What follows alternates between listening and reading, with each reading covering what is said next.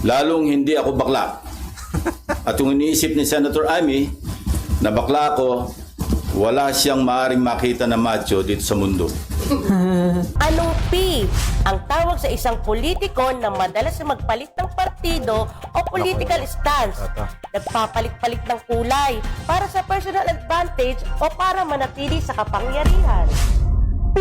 Nako, political butterfly yan. Mali. Ang tamang sagot ay pink. Pink! Mali ang dinig mo, Senator. Ang sabi ko, pink. Diba? Nagpapalit-palit ng kulay, yellow, naging pink. White sa mga rally, pero yung pink, parang ganun din. Pink. Please don't get me wrong, I have nothing against homosexuals. It is their choice and I respect them for that. But as far as I'm concerned, kahit hindi ako kagwapuhan, para sa akin, masarap pa rin na maging tunay na lalaki. At tulad ni na Tito Soto at Gringo Hunasan, macho din po ako. Lalaking lalaki. Period. End of discussion. Magandang araw po sa inyong lahat mga kababayan. Grabe, tumitindi na nga po ang sagutan itong dalawang senador, Senator Amy Marcos at itong si Senator Ping Lacson mga kababayan. Ito po ay paugnay pa rin dito sa mga maanomalyang flood control. At nagsalita na nga po at sumagot itong si Senator Ping Lacson mga kababayan. At panoorin po natin ang kanyang mga naging pahayag.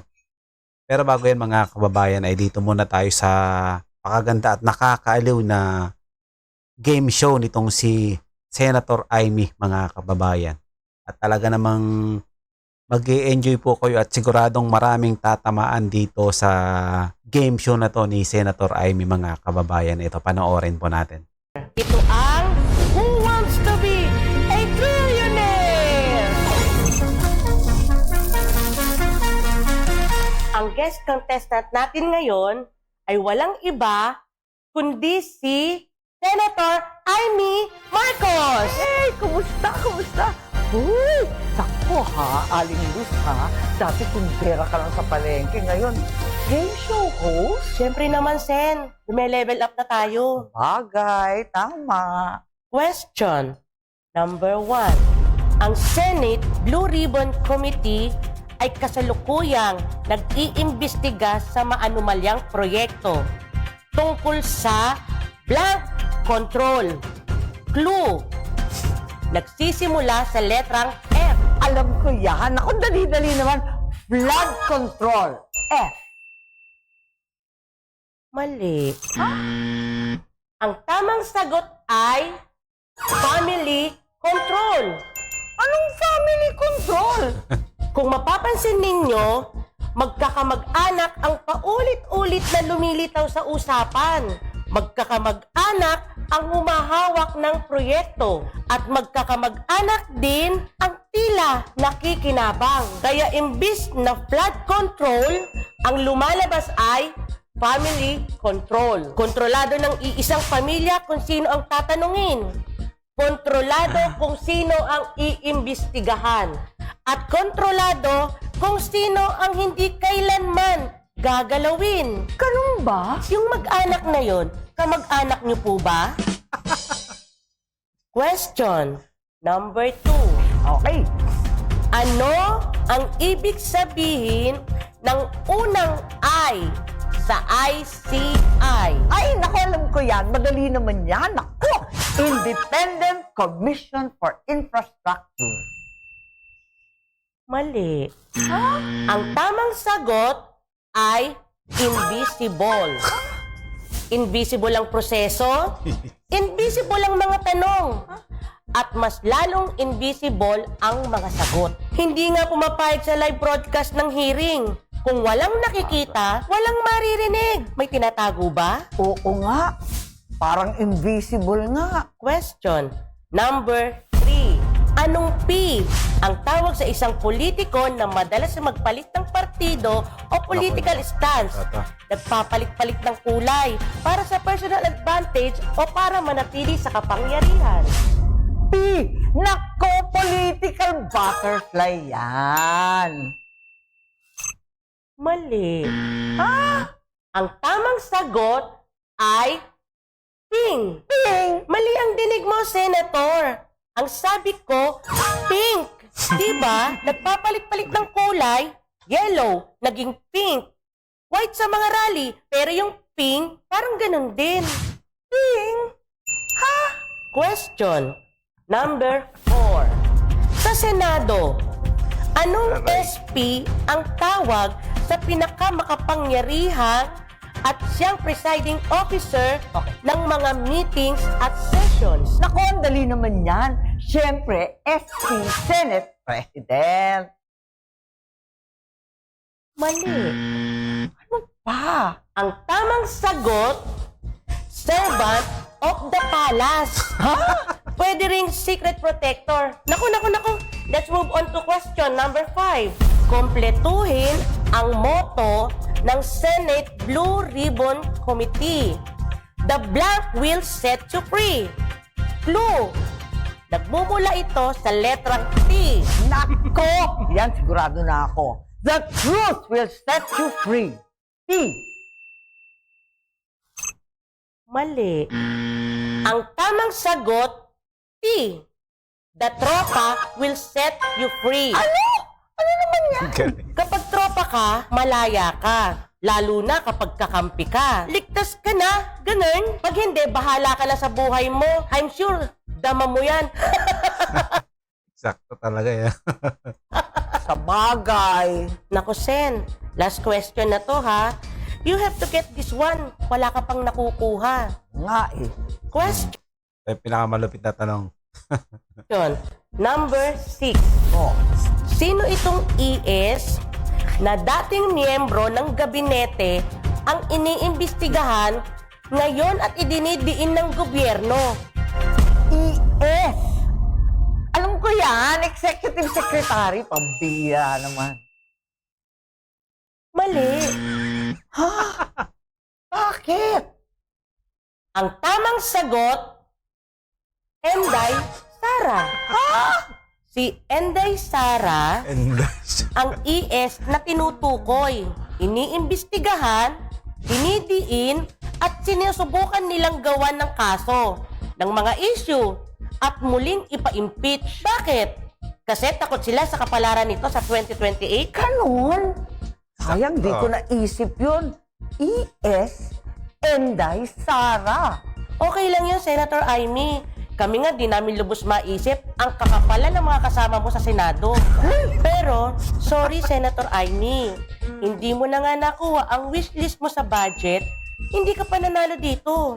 Yung wishlist niya iniintriga, pero yung may mga insertion, dinededma. Pero meron pang isang way para maging trillionaire ka. Ha? Ano yun? Paano? Makipagplastikan ka! Pagtakpan mo sila. Manahimik ka. Magmasid-masid ka. Ipagtanggol mo ang korupsyon nila. That's the shortcut of those who wants to be a trillionaire! galing ng gawa nito. At yun na nga mga kababayan, dumako naman po tayo dito sa naging pahayag nitong si Senator Ping Lacson. Ito ay kanyang sagot dito sa mga naging pahayag nitong si Senator Amy. Mga kababayan, panoorin po natin. Everyone, welcome to our afternoon edition of Kapihan sa Senado. And our second guest for the year 2026 is the Chairman of Senate Blue Ribbon Committee and Chairman of Committee on Accounts. Let us all welcome Senate President Pro Tempore Panfilo Ping Lacson. Hi sir, magandang hapon po. Ay, magandang hapon. Magandang hapon sa atin lahat. Happy New Year. Happy New Year, sir. Sir, una muna, tuloy na tuloy po ba yung nakaschedule na Blue Ribbon Committee on Monday, January 19? Yeah, mamaya. Anyway, may opening statement. Okay, sir. Pwede? Go ahead, sir. O, sige, okay. Magsabunutan daw kami. Yan ang reaction ni Senator Amy Marcos sa issue na Papalagata si Senator Lacson sa sabunutan. di umano ay pork barrel sa 2026 GAA, allocables and her baseless insults and untruthful criticisms against the Senate Blue Ribbon Committee, which I chair. Either Senator Amy thought na piluka yung buhok ko or she was insinuating na bakla ako. Kaya siya naghamon ng sabunutan. Alam mo, sinabi On both counts, I say nothing can be farthest from the truth. Una, hindi po piluka ang aking buhok. Idugtong ko na rin na walang peke sa mukha ko. Hindi rin pustiso ang ngipin ko. My teeth are all mine. Ulitin ko, walang peke sa anumang bahagi ng aking mukha.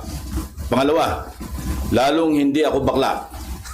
At kung iniisip ni Senator Amy na bakla ako, wala siyang maaring makita na macho dito sa mundo.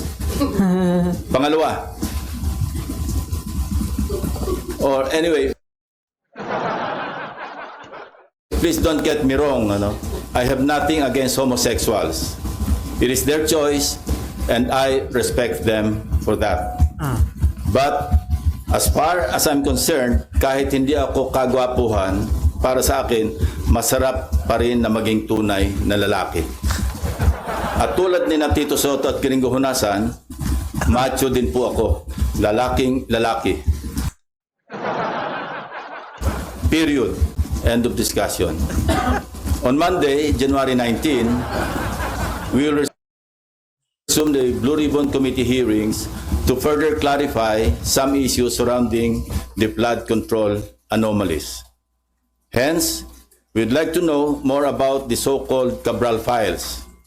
Not necessarily from Congressman Leandro Leviste, although he is most welcome to attend and participate in the hearing. In fact, ayan, maganda to mga kababayan. Pag umattend itong si Congressman Libiste dyan sa gagawang hearing nga po dyan sa Senado para magkaalaman na kung sino ba talaga ang nagsasabi ng totoo sa kanila. we're also sending an invitation to the Speaker of the House of Representatives. But we prefer to get it from the original and official source itself, the DPWH, Department of Public Works and Highways. In this regard, we are issuing a subpoena duces tecum to Secretary Vince Dizon with the end in view of consolidating all the files, including but not limited to what the late Undersecretary Cabral left before she died, and which are confirmed to be in the possession of the department and which the Blue Ribbon Committee needs to further enhance our inquiry and investigation. Nag-usap na kami ni Secretary Vince tungkol dito last Monday at kung ano-ano mga files at dokumento ang kailangan namin.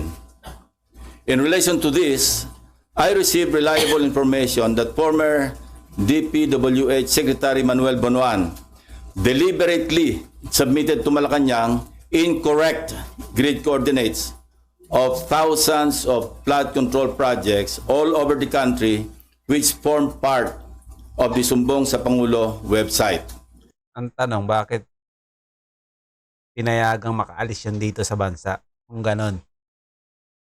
This resulted in grossly inaccurate data involving some 421 ghost projects on previously inspected flood control projects earlier reported to the public by the said department, and which they are now trying to rectify by comparing the records in their multi-year planning and scheduling, or MIPS, MYPS, project and contract management application, or PCMA, and other related documents that remain intact and in the possession of the department. Second, we would like to clarify persistent reports that former Speaker Martin Romualdez had purchased a house and lot in a plush subdivision in Makati City using the Discayas as front in the said sale. If verified to be true, this could possibly establish a direct connection between the former Speaker and the Discayas. Nako po. Mukhang nagkakalaglagan na. Ano na naman kaya itong mga bago nilang pakulo ngayon? In this regard, we may invite the former owner of the property to shed light. This is what I'm advising Senator Amy Marcos. Noise does not convict. Neither does it indict even who may be perceived as the most guilty in the FCP or flood control project saga. Only evidence does. Kaya kung meron siyang maiambag na ebidensya para madiin ang kanyang pinsan, sumali siya sa pagdinig. Walang pipigil sa kanya at walang magbabawal sa sasabihin niya o gagawin niya. We would also seek further clarification from the so-called BGC boys. Ang problema kasi dito kay Senator Ping Lacson nagiging investigador siya pero nag-aabogado siya. Parang ang dating nag-aabogado siya dito kay Pangulong Marcos kasi parang hindi pa nga tapos yung investigasyon sinasabi na niya na hindi kasama. Nag-iimbestiga ka tapos may pinapanigan ka. Anong klase yun? And what prompted reports that they have recanted or planning to recant their testimonies before the committee or any other investigating body. I also intend to clarify with former Yusek Bernardo the circumstances behind a failed attempt by former Chief PNP and now MMDA General Manager Nicolas Torre to take him under the custody of the latter and find out for what purpose. We will also issue subpoena to personalities who snubbed our invitations during the last hearing under pain of contempt and arrest by the Senate Sergeant at Arms. With all that said, I'm ready to answer your questions. Sir, balikan ko lang yung kay Senator Amy Marcos. How do you find yung ganong klase ho ng statement o reaction sa inyo naging pahayag bilang isang lawmaker? Well, nakakagulo, hindi nakakatulong. Kasi unang-una, wala talagang pagpipigil o pagbabawal na ginagawa. Particularly ang chairman o sinong miyembro ng komite na nag-aatin ng hearing. Sino kami para magbawal sa kasamahan namin? No? So talagang masyadong insulto sa integridad ng Senate Blue Ribbon Committee. Sa amin lahat, for that matter. Even to herself, kasi member siya ng Blue Ribbon Hindi nga siya nag-a-attend, so paano niya masasabi na pinagbabawalan siya o sila? Sir, nung intention niya, sirain yung credibility ng investigation ng Senate Blue Ribbon Committee? Hindi ko alam kasi even earlier, di ba marami siyang sinasabi sa inyo na may babaliktad. Hindi ko alam kung bakit ginugulo niya. I think you better ask herself or her regarding that issue. Mukhang hindi naman siya yung nanggugulo. Pero napakababang level po ba yung mga statement o yung mga term na ginamit niya bilang sagot ho sa inyo? Ayoko na mag-comment. Una-una, non-answer naman yung kanyang sagot Hindi naman niya kinonfront yung issue. Sa halip, nililihis niya at anong mga issue pa ang kanyang sinasabi sa pagtugon doon sa naging usapan o usapin. And then dun ho kay House Speaker Martin Romualdez, sino po yung may-ari ng biniling property na naging front ho ay ang Diskaya? I'm trying to arrange a meeting with her. And kapag may liwanag na, kasi narinig ko rin na parang willing siya mag-testify. Yung may-ari, sir? Yung may-ari, yung dating may-ari. Para talagang at least pwede nating paghanapan o magsimula ng investigasyon tungkol sa direct connection o direct link between the Diskayas and the former speaker. Pero mag-attend na ho this coming Monday yung may-ari ng property? Sinasabi ko, nag-arrange ako ng meeting sa kanya at kung sasang-ayon siya na mag-attend, papadala namin siya ng invitation. Sino po yung source ng information na... Marami. Marami nagsasabi niyan. So ito na po yung pwedeng maging direct link at baka yung hindi... simula, para may pagsimulan yung kung sino man yung gusto mag-imbestiga. Against former Speaker Romualdez? Not necessarily against, but to shed light.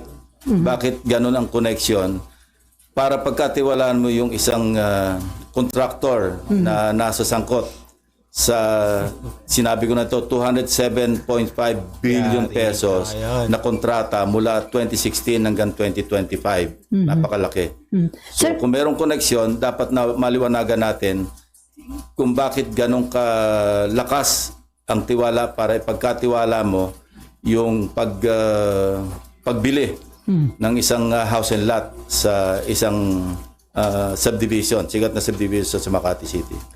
At magkano po yung amount nung... Name your price yung usapan. Gusto natin maliwanagan kung magkano talaga nagkabentahan. Pero hindi po invited si former Speaker Romualdez? As I said, pagdating sa counterpart namin sa House, mayroong parliamentary courtesy na umiiral. Pwede lang namin silang imbitahan, hindi pwedeng pilitin, through the House Speaker. Pero kung ayaw nilang mag-attend, wala rin kaming magagawa. Kasi ganun din ang dapat na tratong ginagawa nila sa amin. Dahil nga sa umiiral na interparliamentary courtesy between the two houses. Before Marlon, sir, according to DILG Secretary John Vic Remulla, parang niutos na ni PBBM na madali na yung pag-uwi kay former Congressman Saldico. Kinukonsider na nila ang hingin ng tulong ng Interpol at ng United Nations. Sa tingin nyo, di ba ninyo pa sinasabi na pwede yun sa United Nations? So, too late ba itong action na ito? Hindi naman. Nothing is too late. Kasi ngayon pala naman magsisimula yung trial sa Sandigan Bayan at sa mga korte. Mayroon ng warrant of arrest na na-issue laban sa kanya dahil wala tayong extradition treaty na umiiral between Portugal or some other countries na pwedeng naandun si Saldico. So mas mainam na yung idaan ito sa UNCAC, sa United Nations corruption something, 192 member countries, member ang Pilipinas, at pwede tayong dumulog doon para maiuwi rito si former congressman ko. So kapag hiningi na yung tulong ng UN at Interpol, sigurado na po yung maiuwi sa bansa? Malamang. At saka yung European Union, alam ko meron silang agreement na magtutulungan sila kung nasa isang bansa na walang extradition treaty ang naghihiling na bansa, pwedeng dalhin doon sa bansa na kung saan may umiiral na extradition. Maraming paraan. Interpol, dahil kung nasa red notice list, pwedeng dumulog din doon para kung maaresto, maipadala rito. Not necessarily through extradition. Although mayroon din ako narinig ng instruction na mag-apply na o kaya magsagawa na ng preliminary talks with Portugal para magkaroon ng extradition treaty. Although long shot yun.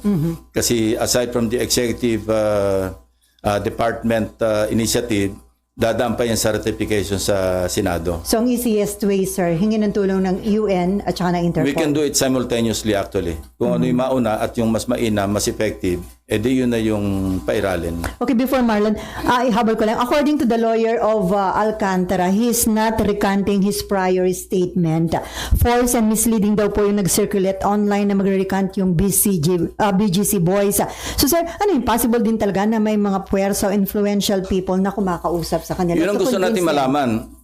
Sa kabila ng pagtanggi ng abogado ng kampo ni Alcantara, gusto pa rin natin malaman ano yung may mga attempt pa na nangyari para sila'y mag-recant. At kung meron, sino? At kung sino, bakit? Kaya ganun pa rin. Gusto pa rin natin maliwanagan yung istorya behind the reports na nag-recant na o nagpaplano mag-recant. Sina Alcantara, si Bryce Hernandez. Kaya ipapatawag uli natin sila, yung BGC boys.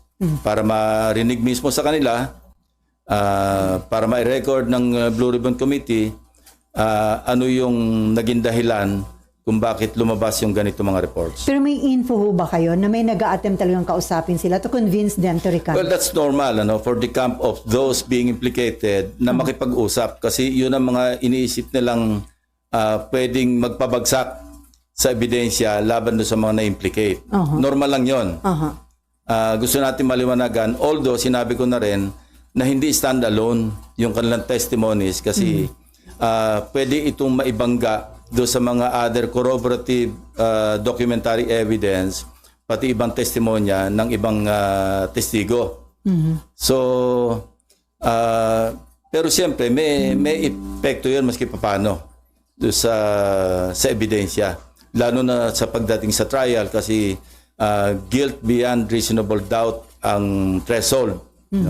Sa pagpapile ng kaso, yung probable cause or yung sinasabing reasonable certainty of conviction, medyo mababa yung threshold.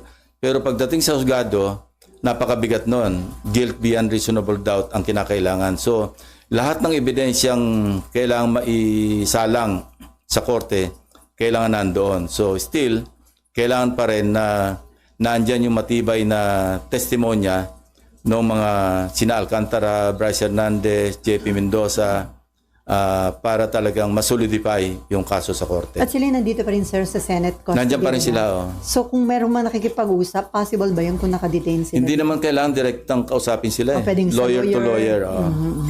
Okay, Marlon, and then Amean. And then Amor. Sir, yung former secretary mo noon, yung information sir niya na intentionally mali yung sinabit niya before you. Yes, very reliable. Sir, may witness sir na harap to testify on that. Meron. And what do you make of that, sir? Well, deliberate. Ibig sabihin, no-cover up niya talaga.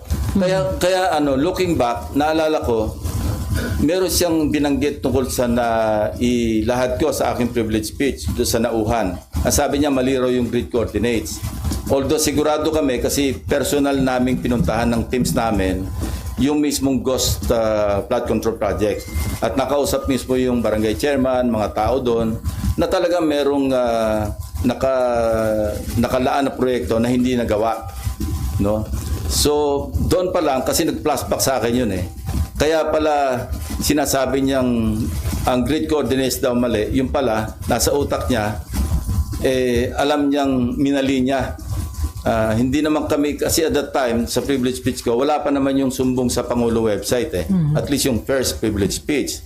So nag-rely kami sa sarili naming sources. But eventually, I think sa second namin, nag-rely kami sa sumbong sa Pangulo.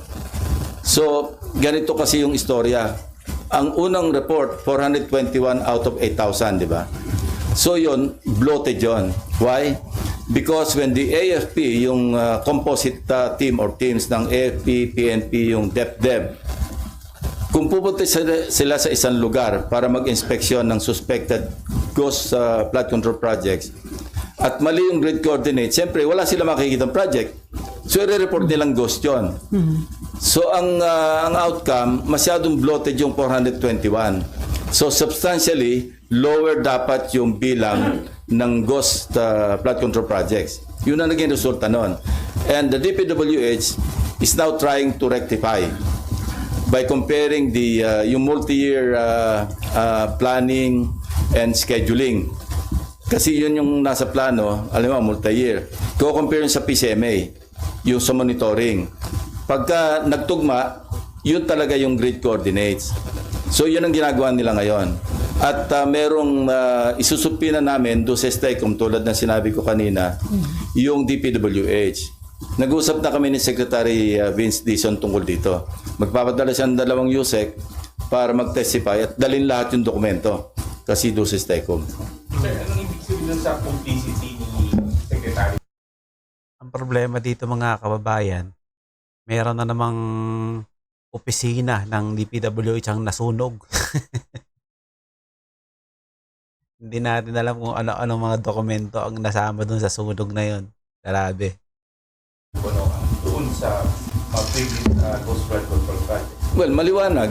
Maliwanag kasi even sabihin natin hindi siya maging principal. Sa cover up pa lang, no? Kitang-kita mo yung kanyang complicity. Now, Secretary Bonoan is in the United States. More or less, may idea naman kami, yung authorities, kung nasaan siya doon. And minomonitor naman siya ng ating embahada ron. So, kung may lalabas na warrant para sa kanya, kasi papadala namin siya ng subpoena. At siyempre, hindi siya makakarating, makokontempt siya at pa-issue din namin ng warrant. Even in the absence of a judicial warrant, we can request the proper authorities para maibalik siya sa Pilipinas. Sir, may criminal liability ba? Tingin nyo yung sa pag-cover up niya? Hindi lamang doon kasi sabit na nga siya, di ba? In-implicate na siya ni Bernardo eh. Na tumatanggap siya, binadalan siya ng 1 billion pesos doon sa sinasabing listahan na hinandle ni Bernardo. So, kumbaga minor lang itong pag-cover up niya sa complicity o sa criminal case o cases na haharapin niya. So sir, sa halip na makipag-cooperate, nag-submit pa siya deliberately ng incorrect. Well, that's part of misleading Malacanang. Kasi yung sinabit niya sa PMS, yun nga, incorrect. And this information came precisely from the DPWH. Kasi na-check nga nila na mali-mali. Kung isa o dalawa lang yung mali, pwedeng inadvertently na-omit, no? O kaya nagkamali. Pero katakot-takot daw talaga. Ang kita nila na deliberate yung pagsasubmit ng mali-maling grid coordinates. So, sir, lalo isipin lang- mo, sumbong sa Pangulo, niloko niya pa. So lalo lang inilubog ni Secretary Bonoan yung sarili niya dito sa Akala niya makakalibre siya. Pero yung records, hahabulin ka ng paper trail eh. Like for example, halimbawa si Speaker Romualdez, sa ngayon, as we speak, no, sasabihin ko pa rin, wala naman talagang directamenting nag-implicate sa kanya except Gutesa.